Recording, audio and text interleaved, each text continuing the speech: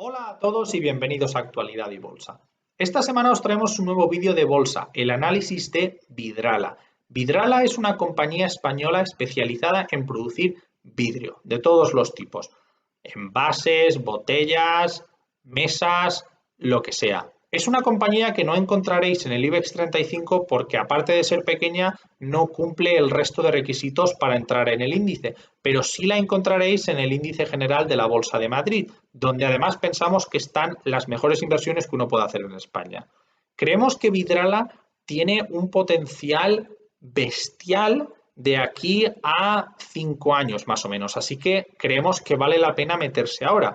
Y creemos que vale la pena meterse ahora porque esta empresa tiene tres vientos de cola. El primero de todos es que la sociedad y en especial los gobiernos están criminalizando el uso de materiales como el plástico y el papel. Sin embargo, no lo están haciendo con el vidrio. De hecho, los gobiernos ven muy bien el uso del vidrio porque el vidrio es muy sencillo de reciclar, es muy fácil de reciclar y no causa el impacto ambiental que tiene, por ejemplo, el papel, que tienes que cortar árboles y ya estamos pues lo de siempre que se acaba el Amazonas, y tampoco el plástico, que luego lo tienes por ahí por el mar.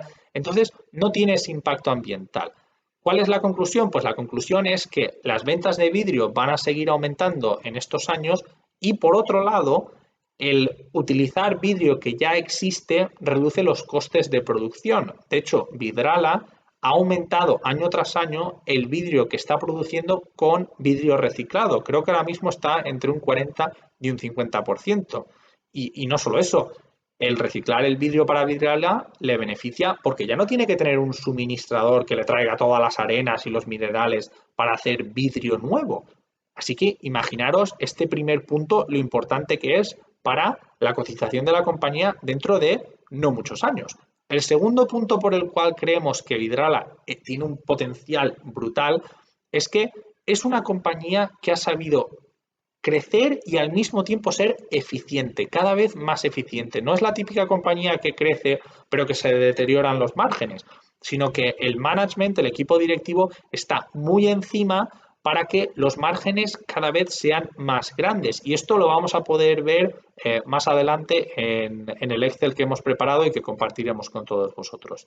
El tercer punto por el cual creemos que Vidrala es una muy buena inversión es porque tiene un accionista de referencia, que es la familia de Claux, y también un equipo directivo muy bueno. De hecho, el equipo directivo ha ido creciendo, ha hecho que la compañía haya ido creciendo poco a poco a través de una mezcla de adquisiciones y crecimiento orgánico. De hecho, en el tema de adquisiciones, el management ha comprado empresas y plantas de producción utilizando deuda y fondos propios, pero enseguida, porque claro, si vas cogiendo deuda y deuda y deuda, pues luego te puede crear un problema. Pero el management enseguida que adquiere una nueva compañía se dedica a empezar a repagar esa deuda cuanto antes. Y esto es un puntazo también, porque significa que la compañía es capaz de comprar buenas empresas con una mezcla de fondos propios y deuda, y enseguida esas empresas funcionan bien, se incorporan al grupo y son capaces de pagarse a sí mismas el dinero que, bueno, la rentabilidad de las empresas de estas nuevas empresas es tal que al final la adquisición te sale casi gratis. Y la historia de Vidrala es una historia de adquisiciones muy buenas.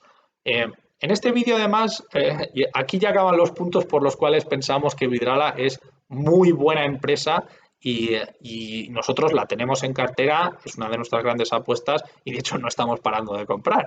Pero para que vosotros podáis hacer vuestro propio análisis, porque ya sabéis que aquí no mandamos recomendaciones, solo expresamos nuestra opinión, os vamos a enseñar el Excel, que es a fin de cuentas la herramienta que utilizamos para llegar a estas conclusiones, pues si la empresa vale la pena, si no vale la pena, o si simplemente hay que tenerla pues ahí en el radar y si hay una corrección meterse o salirse. Así que vamos allá. Ya estamos en Excel y vamos a ver cómo hemos llegado a la conclusión de que Vidrala es una empresa con un potencial brutal. Lo primero que os vamos a enseñar es cómo se divide la empresa en segmentos, que como podéis ver aquí está el segmento de Europa continental y el segmento de Reino Unido e Irlanda.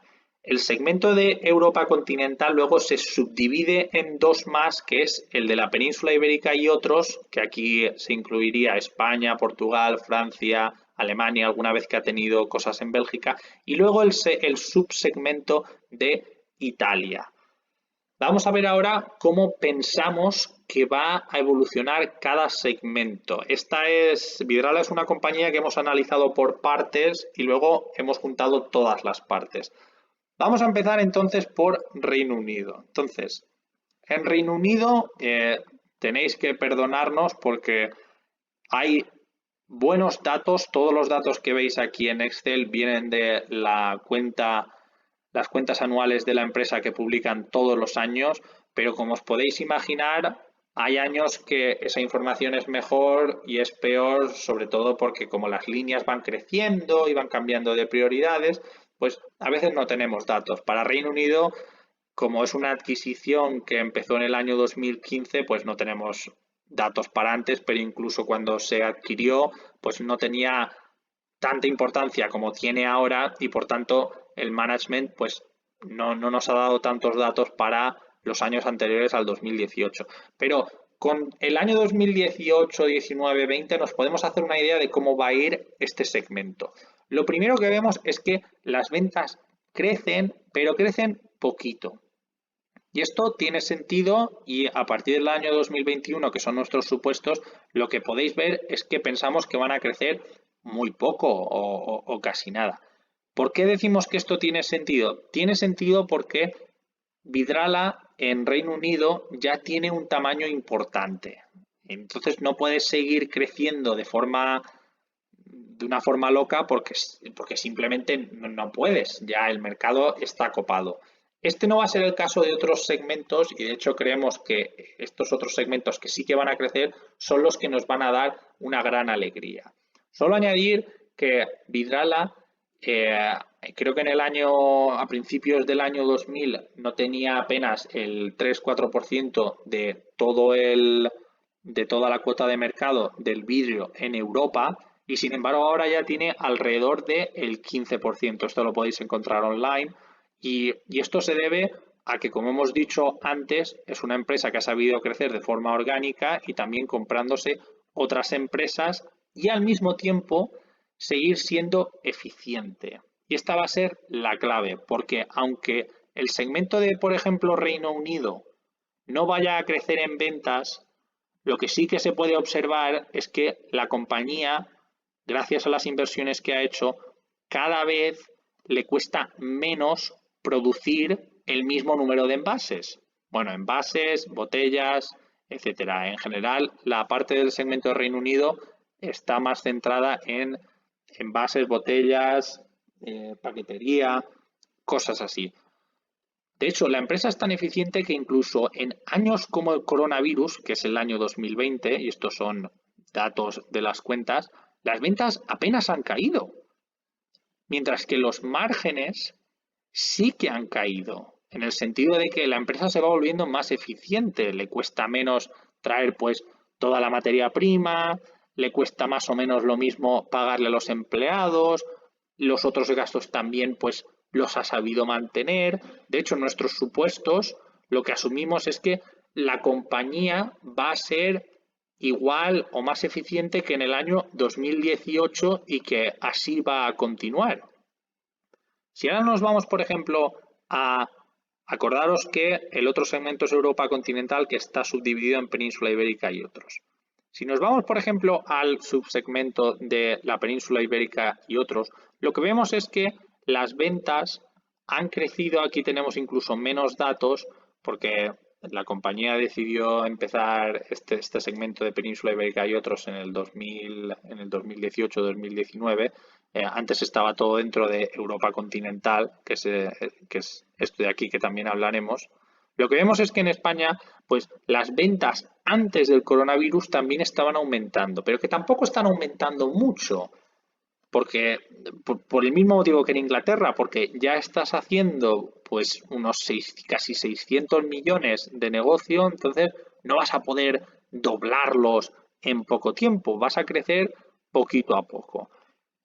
Y aquí solamente resaltar otra vez que incluso en años como puede ser el coronavirus, las ventas se han comportado muy bien, apenas han caído un 5%. Imaginaros, la economía española, que es el principal mercado de este subsegmento, que como también recordaréis, hemos dicho que incluye a Portugal, Alemania, Francia, apenas han caído un 5% las ventas y la economía española ha caído, vamos, ha caído en picado. Y lo mismo que en el caso de Inglaterra, los márgenes han ido a la baja. La compañía se ha vuelto más eficiente incluso durante la pandemia. Y fijaros que en nuestros supuestos lo que asumimos es que esa eficiencia simplemente se va a mantener. No estamos asumiendo que vaya a ir a más. Son supuestos muy conservadores.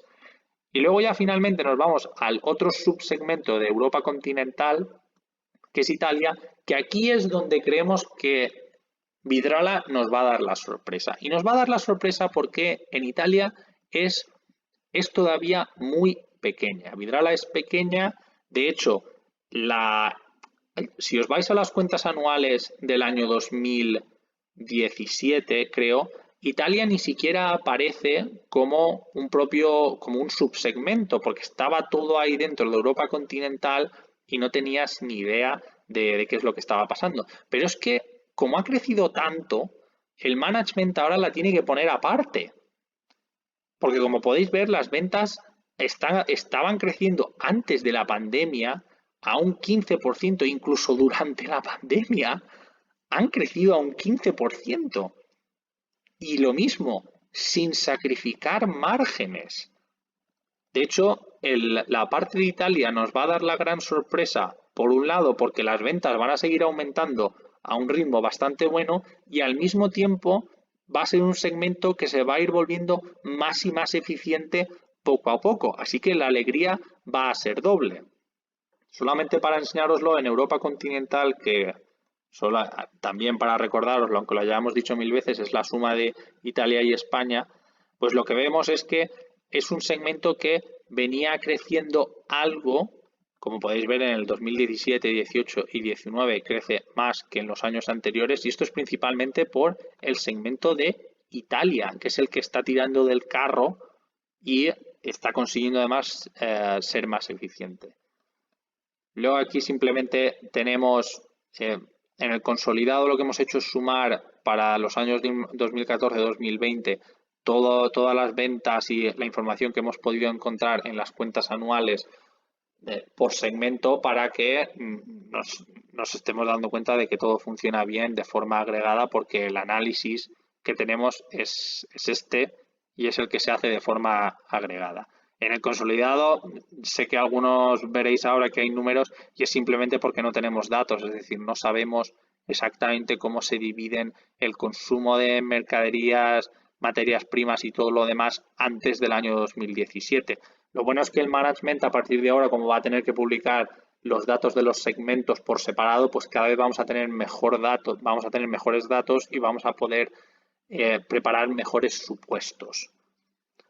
Entonces aquí ya llegamos a Vidrala en general. Acordaros que los supuestos sobre el crecimiento de ventas viene de analizar cada segmento de forma individual, a lo mismo que todo lo que tiene que ver con los costes de producción, pues las materias primas, la reducción a los empleados, otros gastos, etcétera, etcétera.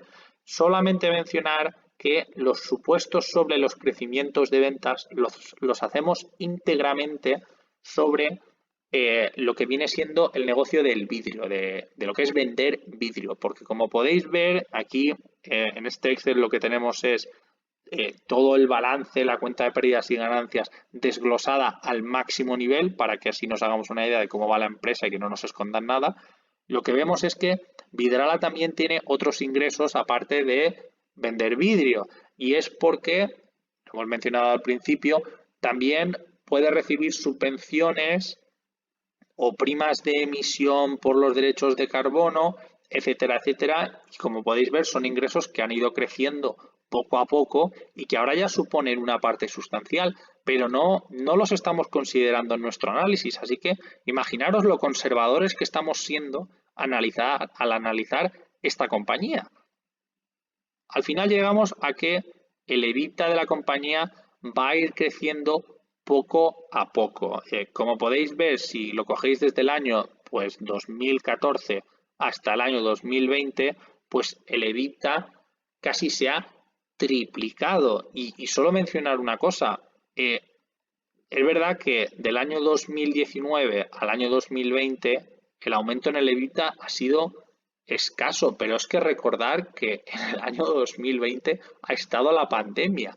Es que esto, yo veo esta empresa y me voy enamorando poco a poco, porque incluso en la peor hecatombe que puede haber tenido el mundo en general, es una compañía que se ha portado muy bien. De hecho, los analistas que siguen esta compañía pensaban que a Vidrala le iba a ir muchísimo peor y no ha sido así.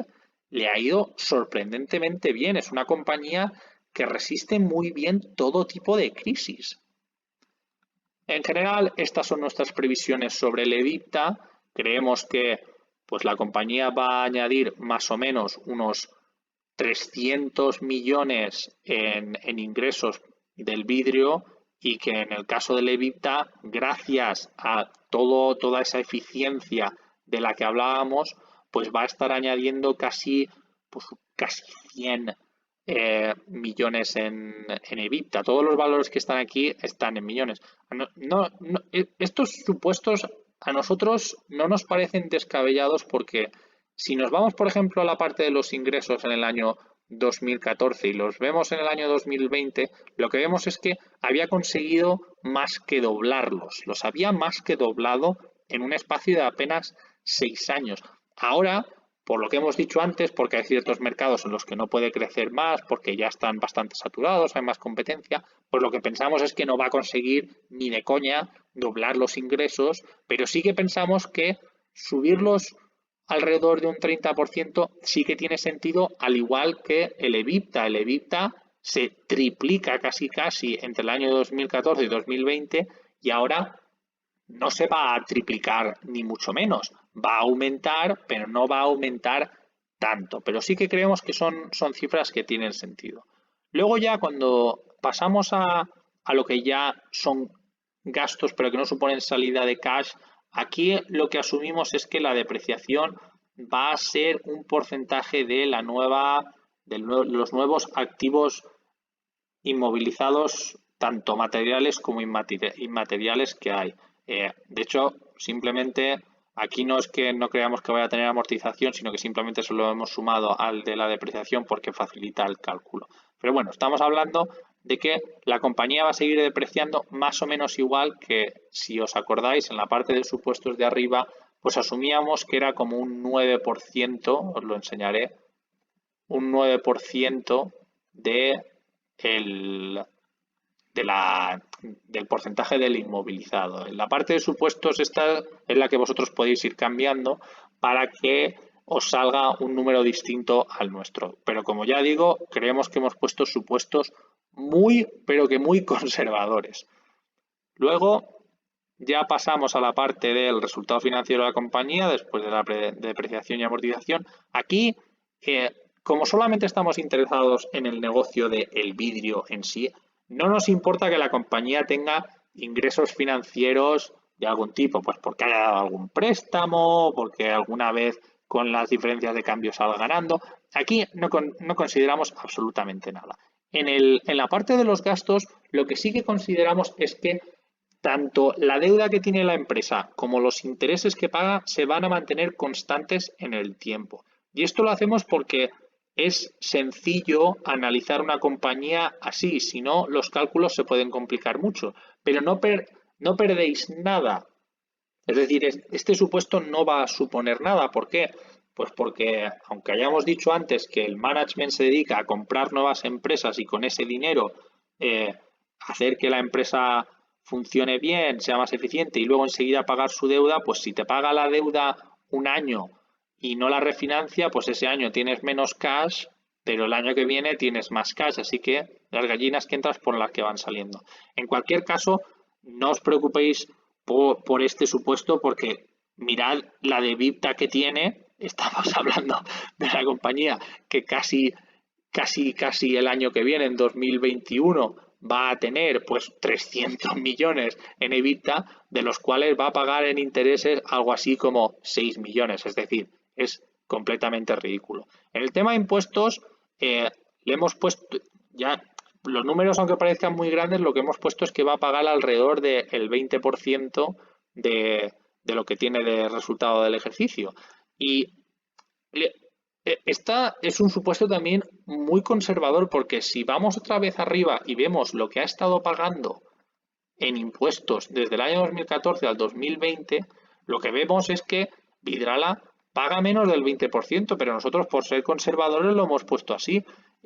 La razón por la cual pague pocos impuestos es por lo que hemos hablado de las subvenciones que recibe, pues por reciclar vidrio, por tener plantas que no emiten dióxido de carbono, por trabajar en todo lo que con el aspecto medioambiental de la compañía. Por eso está pagando menos impuestos. Al fin de cuentas, las subvenciones son como un impuesto negativo.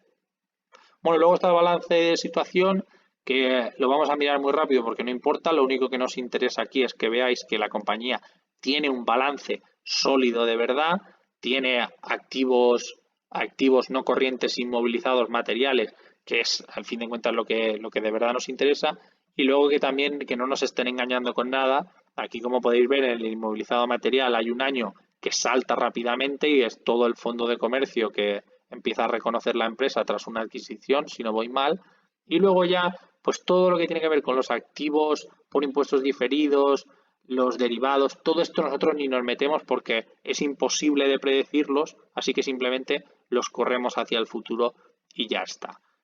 Para las existencias, los deudores comerciales, todo esto son fórmulas que vienen con los supuestos, pues cuántos días tardan en sacar las existencias, cuántos días tardan los deudores en pagarle a la empresa, multiplicado, y entonces estos son los números que nos salen. Como ya digo, son todos supuestos muy conservadores. De hecho, si miramos, por ejemplo, cuántos días tardan los deudores en pagar a Vidrala, lo que vemos es que tardan pues 80 días, es decir, no ha cambiado. Y sin embargo, en las existencias lo que vemos es que ha ido bajando y esto lo que es un buen signo, una buena señal, porque lo que indica es que la compañía se está haciendo cada vez más eficiente, es capaz de sacar su inventario varias veces sin tener ningún tipo de problemas. La parte de acreedores comerciales es más de lo mismo. Es cierto que Vidrala en los últimos años pues está tardando un poco más en pagar a sus proveedores, pero no se sale tampoco de la línea general. De hecho, si miráis la media de aquí, que la podéis encontrar aquí abajo, veréis que son 242 días. Entonces, nosotros hemos apostado, pues eso, 240. Pues con esos supuestos, lo que llegamos ya es a la parte de los pasivos, porque ya hemos cubierto la parte tanto de activos no corrientes como de activos corrientes. Y aquí ya nos vamos al pasivo, que aquí hay unas cuantas cosas que vale la pena resaltar. La primera de todas es que los ingresos diferidos, como podéis ver, han ido cayendo. Y han ido cayendo porque estos son productos o servicios que la empresa promete y que luego pues se los tiene que dar a los clientes. Y fijaros cómo han ido bajando rápidamente. Es otra señal de que la compañía se está volviendo más eficiente. Lo mismo, y aquí sí que me quiero detener un poco más, tenéis aquí los pasivos financieros con entidades de créditos a largo plazo y en la parte, en lo que viene siendo la columna L, lo que tenéis es la suma de todos los pasivos que van a tener con entidades de créditos, que a fin de cuentas lo que hemos hecho ha sido sumar la parte de los pasivos corrientes, que también son pasivos financieros con entidades de créditos. Por eso el salto este nos tiene que alarmar. Pero lo que vemos es que, en general, esta es una compañía que tiene poca deuda, que cuando compra una compañía sí que aumenta la deuda, porque lo hemos dicho antes, es una compañía que compra una parte con deuda y otra parte con fondos propios, pero que enseguida empieza a bajar. Es una compañía que Por cierto, este del año 2015, esta subida se debe a la compra de la compañía que tiene en Reino Unido y las de más adelante con la compañía que se compró en Portugal. Pero el punto aquí es que en cuanto coge esa deuda y se la mete en el balance, luego la empieza a pagar. De hecho, fijaros que los pasivos con entidades de crédito a largo plazo en el año 2020 son nada, son 185 millones. Y lo mismo si tenemos en cuenta los que tiene a corto plazo con entidades de crédito. Esta es una empresa que enseguida que tiene deuda se la intenta quitar de encima sin que eso suponga un coste gigantesco tanto para el accionista como para, bueno, como para la propia empresa. Y al final, bueno, pues ya llegamos al patrimonio neto, a los flujos de caja. Aquí lo único importante es qué es lo que estamos asumiendo en la parte de la inversión, y lo que estamos asumiendo es que esta compañía va a invertir alrededor de 130 millones al año, que viene siendo más o menos lo que invirtió en el año 2020, que es el año de la pandemia.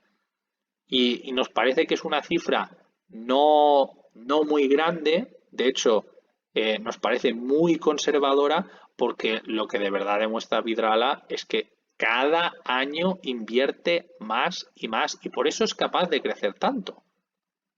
Y bueno, y al final ya llegamos pues a todo el efectivo que creemos que va a generar a partir del año 2021 para adelante, y eso luego se le añade al balance y ya tenemos cerrado el círculo de cuenta de pérdidas y ganancias, balance y los estados de flujo de efectivo.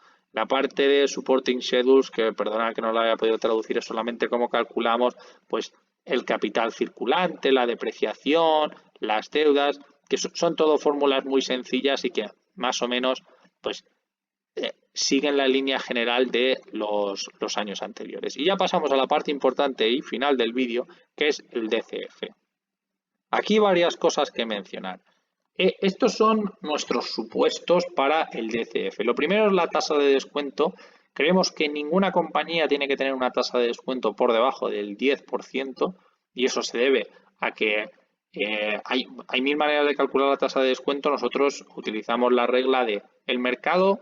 Si quieres comprar una compañía cualquiera, como mínimo te tiene que dar un 7% de retorno. Entonces, a cualquier empresa que tengáis que descontar utilizando una tasa de descuento, esa tasa de descuento tiene que ser como mínimo del 7%. Luego hay que añadirle la inflación, que es otro 2%, porque si no perdéis en términos reales. Y luego ya el resto, pues esos 4 o 5 puntos, dependen un poco de la empresa, cómo se haya comportado, el mercado en el que esté o cosas así. En general, a nosotros nos parece que 13% es apropiada, al igual que el múltiplo que utilizaremos para la salida de la empresa, porque vamos a asumir que no la compramos entera. Este múltiplo de Enterprise Value over EBITDA del 10 nos parece razonable. Primero porque sus competidores, los competidores de Vidrala, que son muchísimo peores que Vidrala, tienen este múltiplo, y es un múltiplo que en general Vidrala también ha estado cotizando en el pasado. No se sale mucho de pues de eso, de ese múltiplo en el que Vidrala ha estado cotizando durante muchos años. Y ya finalmente pues el precio actual, que esto pues lo podéis encontrar en cualquier web, y las acciones en circulación, que también las encontraréis en las cuentas anuales. A partir de aquí ya empezamos nuestro DCF, y lo que vemos es que pues asumimos que en el año 2020 nos compramos la compañía entera, y luego pues en el año 2001, bueno, en el 2021-2022 pues nos va cayendo un flujo de caja libre, y luego en el año 2027 nos cae ese flujo de caja más lo que vendamos. Y aquí, bueno, pues ya nos sale los flujos de caja netos. Estos flujos de caja luego los tenemos que descontar, que los tenemos aquí. Luego tenemos que ver cuánta cash había al principio cuando la compramos, cuántos pasivos había al principio cuando los teníamos, y de ahí pues nos sale el patrimonio neto que nosotros creemos que vale la empresa, y lo dividimos por acciones y nos queda que creemos que Vidrala es una compañía que vale 147 euros ahora mismo, más o menos, lo que supone pues respecto a ese precio que habíamos visto de 97,5, pues alrededor de un 50% de revalorización. Por eso creemos que es una empresa que tiene muchísimo potencial, hay que decirlo todo, muchísimo potencial dentro del mercado español, y por eso es una compañía que nosotros tenemos en cartera y que vamos a tener durante mucho tiempo. Hasta aquí el vídeo, espero que os haya gustado y si os gusta este formato, decídnoslo en los comentarios y haremos más vídeos así. Tardamos mucho tiempo en prepararlos, pero lo que esperamos es que al menos los vídeos sean de calidad. Así que aquí lo dejamos, hasta pronto.